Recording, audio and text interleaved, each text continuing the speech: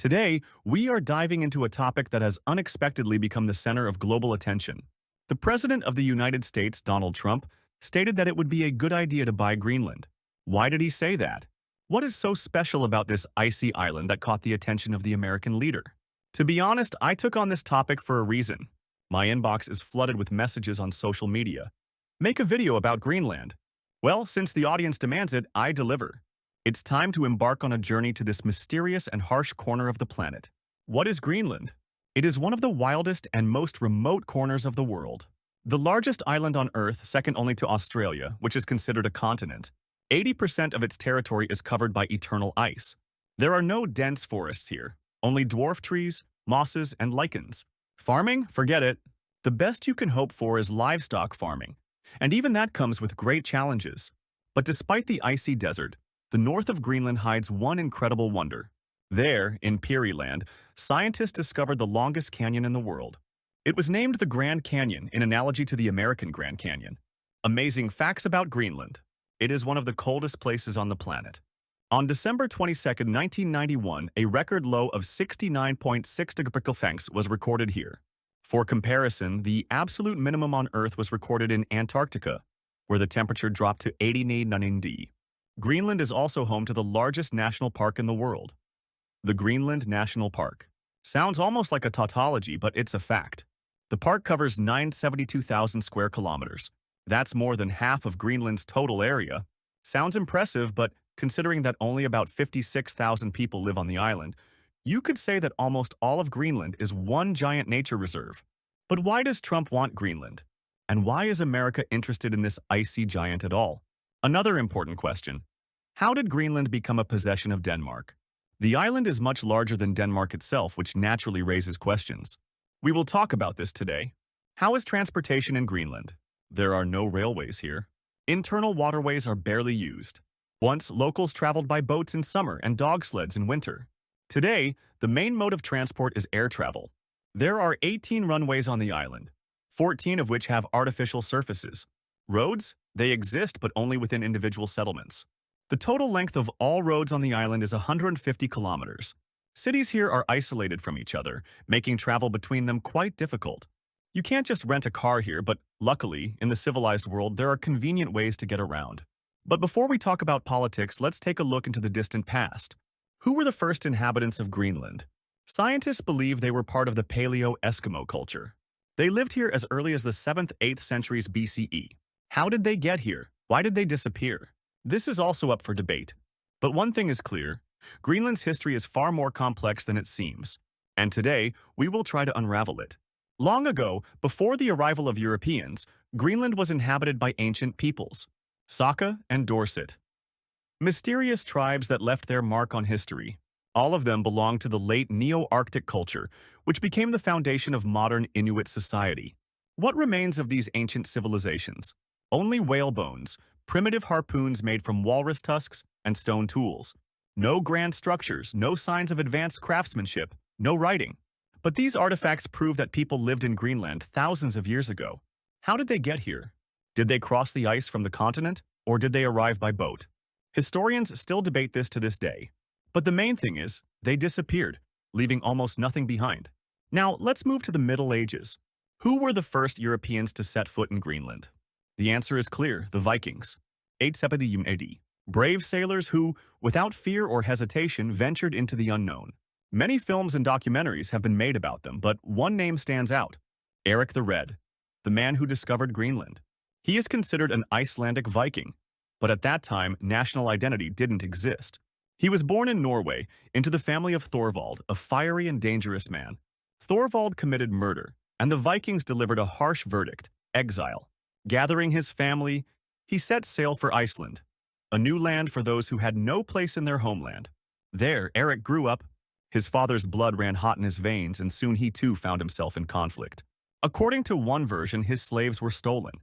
The argument quickly escalated into a fight, then a deadly battle. Eric's acts decided the outcome, but he once again faced exile. The ruling was clear: leave Iceland. Where to go next when you already live at the edge of the world? But Eric was not afraid. Gathering his family and loyal followers, he set sail.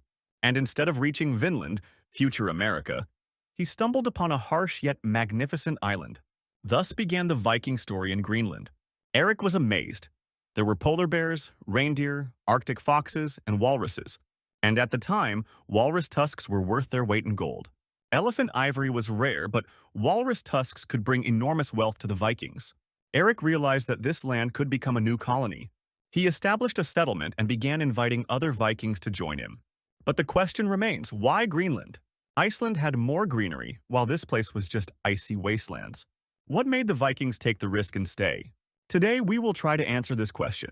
Iceland isn't exactly an icy wasteland, and Greenland isn't green at all. Yet for some reason, this vast frozen island was named Greenland. Why is that?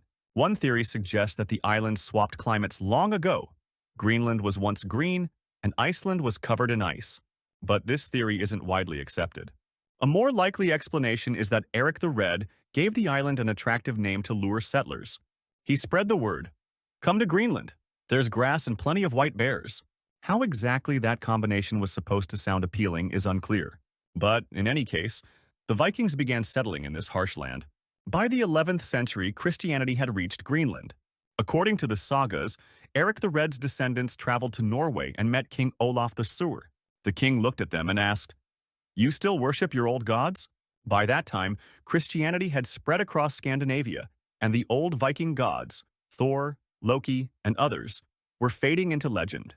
Shortly after this encounter, Greenland saw the construction of its first Christian church.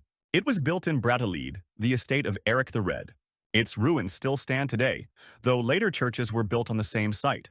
Each year, Christianity grew stronger in Greenland. Eric the Red's son, Leif Erikson, became a legendary explorer. He sailed west and discovered Vinland, the land we now know as Canada. Some historians argue that Vinland was a broader term referring to America as well. Leif brought Christianity to Greenland, converting the local Norse population. Greenland even had its own bishop, officially tying it to the Christian world. For centuries, Greenland's Viking settlers survived through trade. They exported valuable goods to Norway and Iceland, including walrus tusks, reindeer hides, whale oil, and dried fish. In fact, some believe that Vikings were the first to introduce dried fish as a trade commodity. But Greenland had no forests, and wood was essential for building and survival. They imported timber, iron, and supplies in exchange for their goods. This system worked well until it didn't. In 1261, Greenland's Vikings pledged loyalty to the King of Norway. They agreed to pay taxes in exchange for protection and supplies. At first, this seemed like a fair deal. But even in these remote waters, danger lurked. Where there are trade ships, there are pirates. Even off Greenland's icy shores, Viking ships were ambushed by sea raiders. But pirates weren't the only threat. Greenland's native inhabitants, the Inuit, also fought for control of the land. This could be the plot of an epic historical movie. Imagine the title, Vikings versus Indians. Sounds crazy? But history proves otherwise. Vikings really did land in Canada and tried to establish settlements. For decades, they clashed with indigenous tribes. Eventually, the superior numbers of the native warriors forced the Vikings to retreat. A similar struggle happened in Greenland. The Inuit people, closely related to the Eskimos, constantly raided Norse villages. They stole livestock, kidnapped children, and engaged in bloody skirmishes. Survival in Greenland was already a challenge. Between the icy wasteland, the constant struggle for resources, and relentless battles with the Inuit, life here was anything but peaceful. Even in the frozen north, humans still found reasons to fight. Here is the English translation of your text. In 1361, Greenland swore allegiance to Norway, and the Norwegian monarch automatically became its ruler. Greenlanders began paying tribute, becoming part of a vast northern kingdom. But that was just the beginning. In 1380, Norway entered into a personal union with Denmark, creating a large Nordic state on the map of Europe. Later, it was on this very basis that the Danes claimed Greenland, effectively turning it into their colony. But where did the Vikings go? Why did they disappear? The disappearance of Scandinavian settlements in Greenland seems like a mystery, but when you piece together the facts, the picture becomes clear. The 14th century brought climate change, the onset of the Little Ice Age. Temperatures dropped sharply, leading to failed harvests, famine, and disease. Agriculture, the foundation of the colony's survival, became unsustainable. But disaster never comes alone. In the 1300s, the Great European Plague reached Greenland, brought by traders. It wiped out nearly half of the peaceful population. Now imagine this. At the time, Only about 5,000 Vikings lived in Greenland, with the population peaking at 7,000, 10,000. They lived in isolated communities, gradually losing genetic diversity, and now they were hit by epidemics, starvation, and extreme cold. Add to this the constant attacks from the Inuit, who seemed unaffected by the plague or the cold. As a result, the last written records of Greenland's Vikings date back to 1408. The final mention is a marriage record in the very church located on Eric the Red's estate. By the early 15th century, the descendants of the Scandinavian pioneers had disappeared. But if the Vikings vanished, why did Greenland remain under Danish control? Why didn't Iceland, which was geographically closer, claim it? The answer is simple. In the 16th century, Iceland lost its sovereignty. It had no authority to make territorial claims. Meanwhile, the Danes acted according to legal documents. They had signed a union with Norway, and since Greenland was a vassal of Norway, it automatically became a vassal of Denmark. But there was one but. Many Danes did not even believe Greenland existed. They thought it was a mythical island, Friedland, something akin to the legendary city of Kitesh in Russian folklore. It wasn't until the 17th century that the Danes decided to solve the mystery. Between 1652 and 1654, King Frederick III sent 3 expeditions, which finally reached the island and began exploring it. By then, whaling had become Greenland's main industry. Whale oil, baleen, and skins were sold across Europe, and European powers eagerly traded with Greenland through Denmark. Then came the Napoleonic Wars. Denmark lost Norway but retained control of Greenland. In the latter half of the 19th century, Danish settlers began moving into the northern part of the island. But what's surprising is that the Danish king took a relatively liberal approach. The Inuit gained access to local media, and in 1851, the first newspaper in Greenlandic was published. At the same time, Russia was abolishing serfdom, London was launching its subway, and Greenland was printing a newspaper in its native language. A curious alignment of dates. In the 1860s, the United States made an offer to Denmark. Would you consider selling the island? Greenland was geographically closer to New York than to Copenhagen, so the proposal seemed logical. In 1867, U.S. Secretary of State William Seward proposed to Congress the purchase of Greenland. But why did the Americans suddenly become interested in this frozen island? The simple answer, the United States was expanding. They were acquiring land. This is how they purchased Louisiana from France and New Mexico from Mexico. Now, 2 deals were on the table, Greenland and Alaska. Congress responded, "We don't need Greenland," but they bought Alaska. At the time, the purchase was ridiculed, but decades later, gold, oil, and gas were discovered there. Meanwhile, Greenland remained under Danish control. In 1940, Germany occupied Denmark. The U.S. realized that if the Germans secured Greenland, they would control the Atlantic.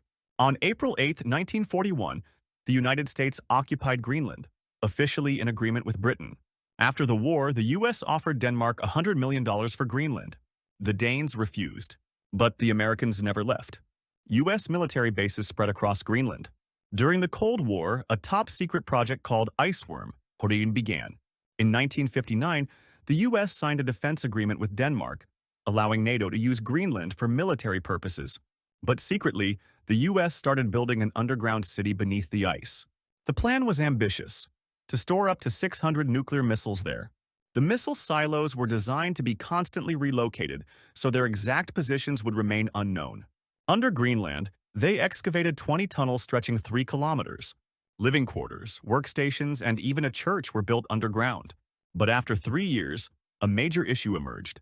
The ice was unstable and shifting faster than expected.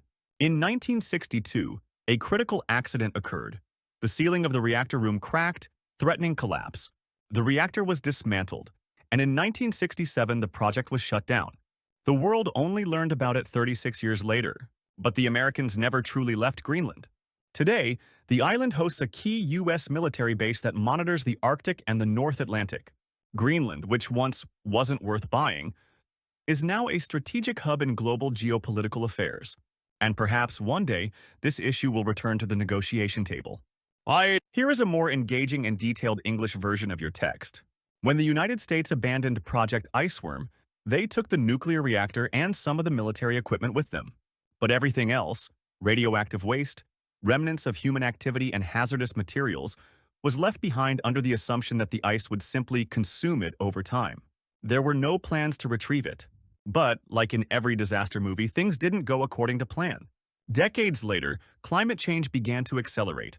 The ice started melting, and slowly but surely the forgotten underground city began to resurface.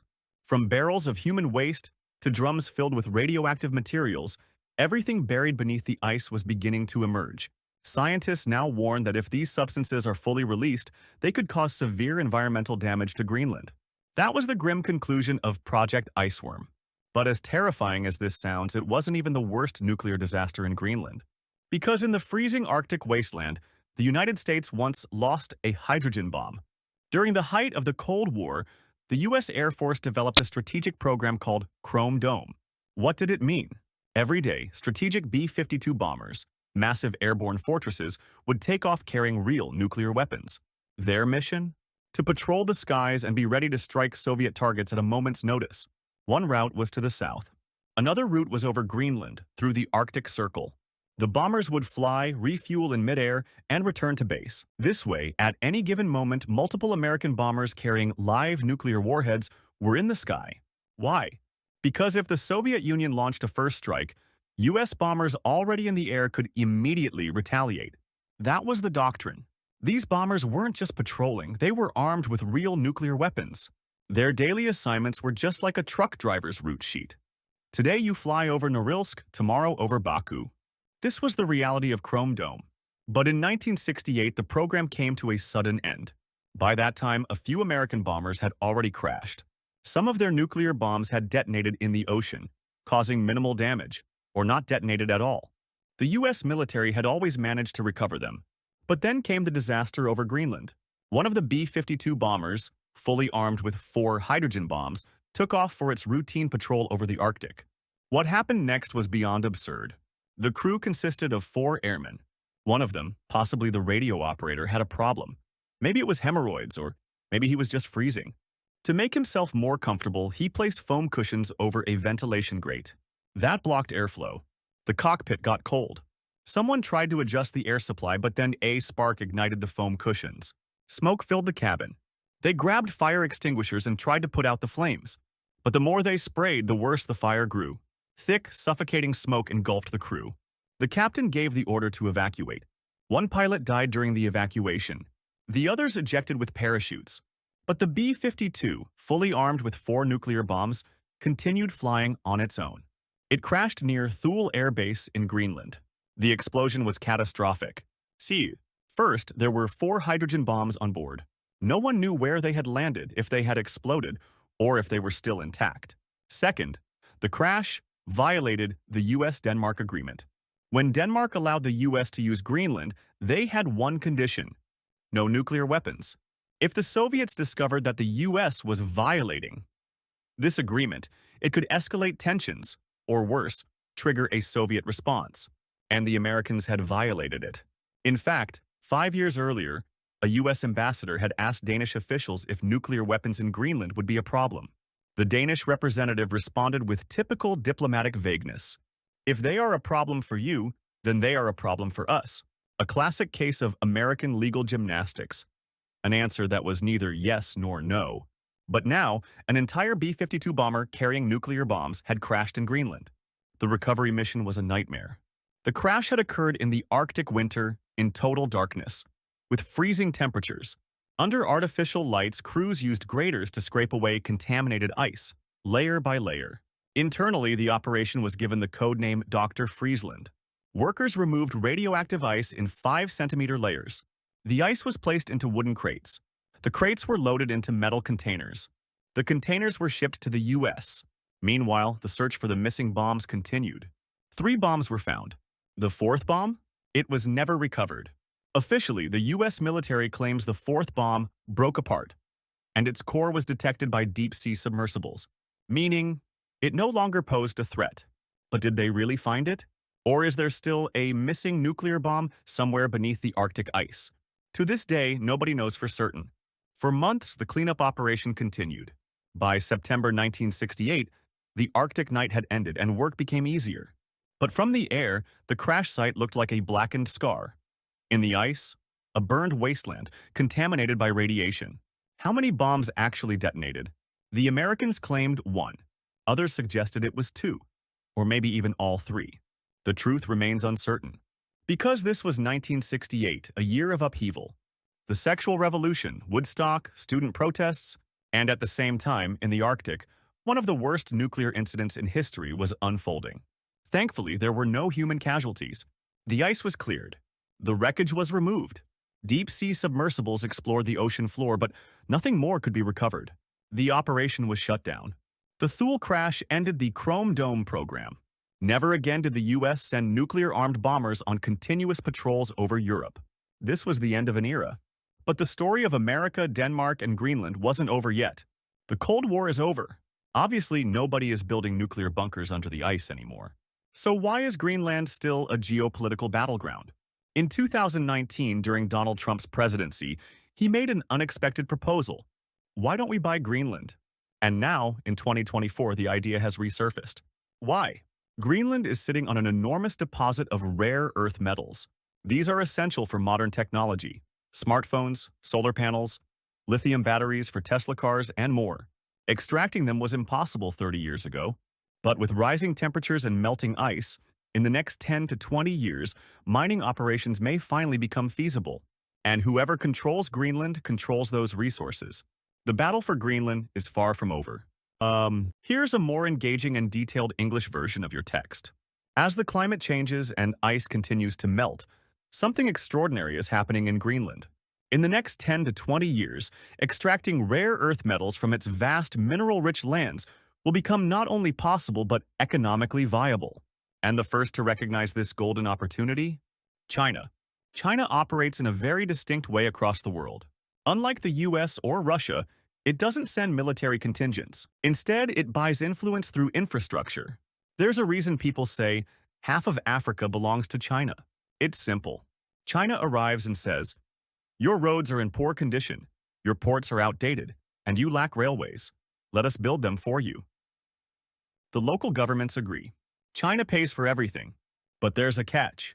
The infrastructure belongs to China. There are special tariffs in place, but ultimately these roads, railways, and ports are controlled by the Chinese. This is how China expands its global footprint, without firing a single shot.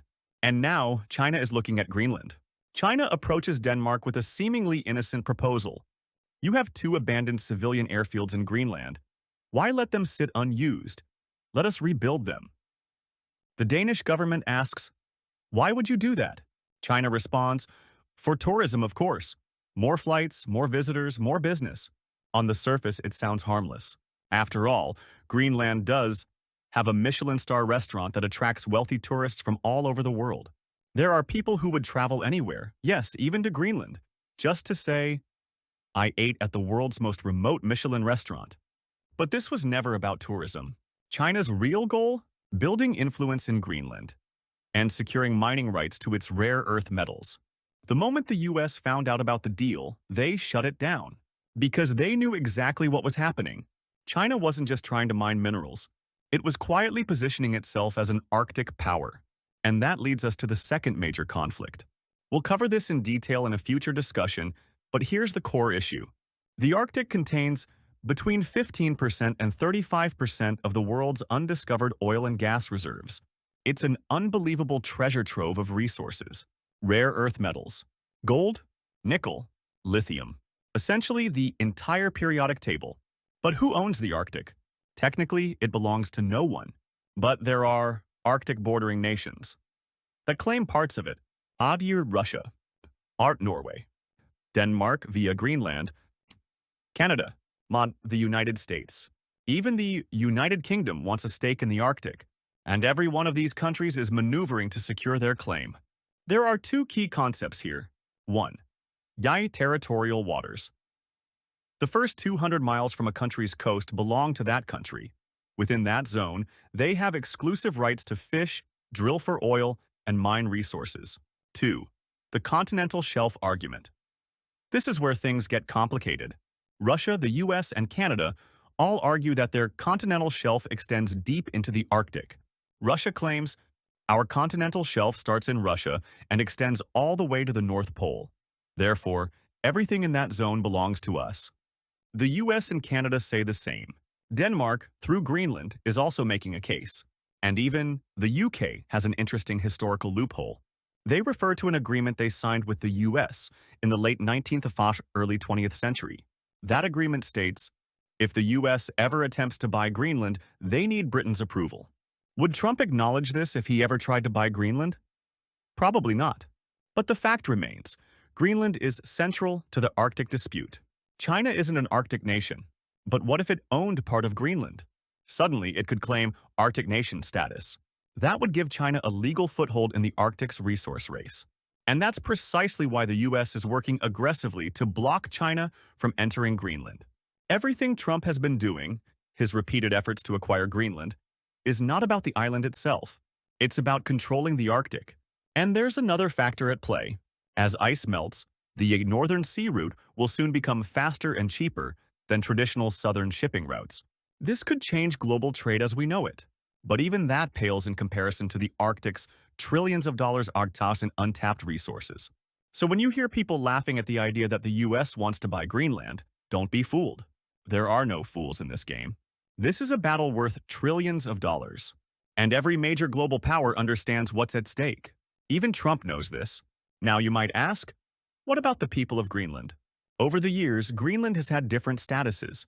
It was a colony, then it became a Danish province. Today, it has broad autonomy within Denmark.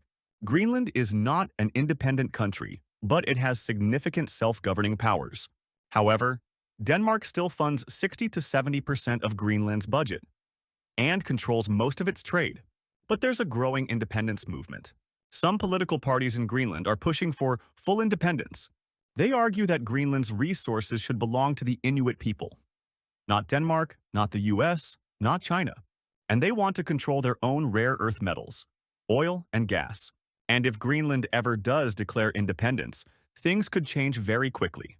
If Greenland were to leave Denmark and sign a direct alliance with the United States, nobody could stop it. Relations between Greenland and Denmark have never been perfect. And now, with global anti-colonial movements gaining momentum, tensions are rising. Nearly every European country has been forced to reckon with its colonial past. Some nations are apologizing for being colonizers. Others are demanding reparations for being colonized. And now, Greenlanders are telling Denmark, "You colonized us. We never asked for this." And as people dig deeper into Greenland's past, some dark secrets are beginning to surface. The world is changing. The Arctic is melting. And Greenland, once seen as nothing more than an icy wasteland, is now a strategic goldmine. How? The US wants it. China wants a foothold. Denmark is trying to hold on. And Greenland itself is questioning its future. This isn't just a story about an island. It's a battle for the Arctic, the future of global trade, and the world's next great resource war. And it's far from over.